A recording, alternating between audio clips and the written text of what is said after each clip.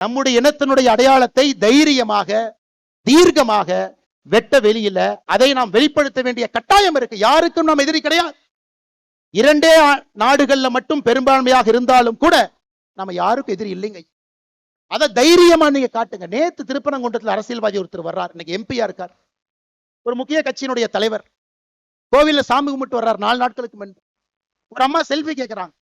நெத்தியில் இருக்கக்கூடிய திருநூரை அழித்து விட்டு புகைப்படம் எடுத்து அந்த அம்மாவை அனுப்பி வைக்கிறாங்க. இவர்கள் ஓட்டு பிச்சை எடுக்க நம்மிடம் 2026 தேர்தலில் வருவாங்க.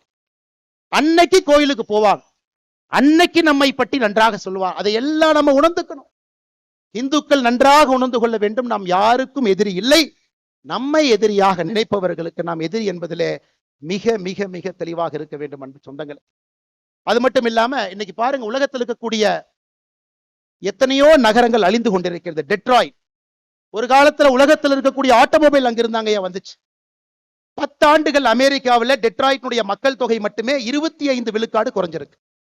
அப்ப எந்த நகரங்கள் செழிப்பா இருக்குன்னு பாத்தீங்கன்னா கோவிலை சார்ந்த நகரங்கள் மட்டும்தான் செழிப்பா இருக்கு. யுஎஸ்ல அட்லாண்டிக் சிட்டி கேம்பிளிங்காக ஆரம்பிச்சாங்க, காணாம போயிருச்சு. டெட்ராய்ட் மேனுஃபேக்சரிங்காக ஆரம்பிச்சாங்க, காணாம போயிருச்சு. ஆனா கோவில்களை சார்ந்து இருக்கக்கூடிய நகரத்தை பாருங்க, மதுரை முதல் சங்கம், இடைச்சங்கம், கடை சங்கம், 4வது சங்கத்தை தாண்டி நின்று கொண்டிருக்கிறது. பாருங்க, கோவில்கள் எங்கே எல்லாம் இருக்கின்றதோ அந்த நகரத்தை ஒரே நிமிஷம் கூர்மையா பாருங்க. காசிய பாருங்க, உஜ்ஜயினை பாருங்க. தமிழகத்துல கோவிலுக்காங்க பஞ்சம். 44,000 கோவில்கள் என்று சொல்லுகின்றோம். அதையெல்லாம் தாண்டி எத்தனை இலக்கியங்கள், எத்தனை கோவில்கள் இயற்றப்பட்டிருக்குன்னு மட்டும் ஒரு நிமிஷம் யோசிச்சு பாருங்க ஐயா. ஒரே நிமிஷம் யோசிச்சு பாருங்க.